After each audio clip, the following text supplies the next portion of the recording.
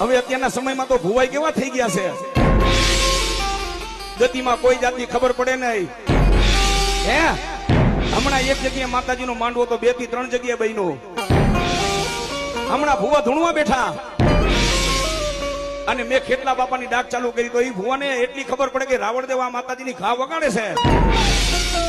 તો આખીમાં જગતેત્રી કોણ દેવતાનું ડમર છે, એમાં 36 રાગ રાગણી છે, પણ એમાંથી એક ખોડિયારમાંની ઘા, એક ખેતલિયાની ઘા.